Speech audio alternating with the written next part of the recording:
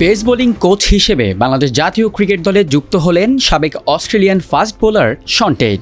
চুক্তি অনুযায়ী 2027 সালের নভেম্বর পর্যন্ত এই দায়িত্ব পালন করবেন তিনি।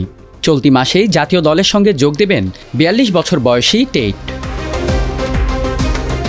বাংলাদেশ জাতীয় দলে যোগ দেওয়ার আগে আফগানিস্তান, ওয়েস্ট ইন্ডিজ ও পাকিস্তান জাতীয় দলের সঙ্গেও কাজ করেছেন টেট।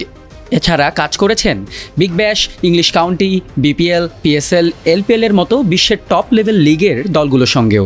চলতি বছর শেষ হওয়া বিপিএলে চিটাগং কিংসের হেড কোচ হিসেবেও দায়িত্ব পালন করেছেন তিনি। এতে সাফল্য পেয়েছে চিটাগং কিংস।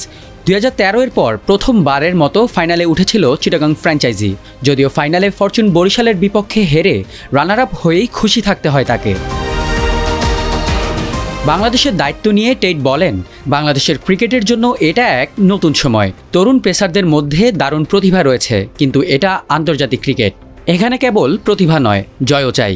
কিভাবে এই পেসারদের পারফর্ম করিয়ে দলকে আরও বেশি ম্যাচ জেতানো যায়, সেখানেই আমি গুরুত্ব দিচ্ছি। ফিল সিমন্সের মতো একজন অভিজ্ঞ কোচের সঙ্গে কাজ করার সুযোগ পাওয়া আমার জন্য দারুণ ব্যাপার। সামনের যাত্রা নিয়ে আমি খুবই আশাবাদী।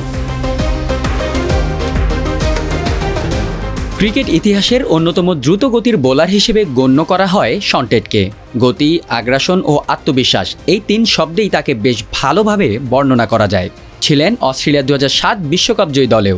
ক্যারিয়ারে সব ফরম্যাটে আন্তর্জাতিক ম্যাচ খেলেছেন 59টি। এতে 95 উইকেট শিকার করেছেন টেট। তবে ইনজুরির কারণে ক্যারিয়ারটা বেশি লম্বা করতে পারেনি শন টেট।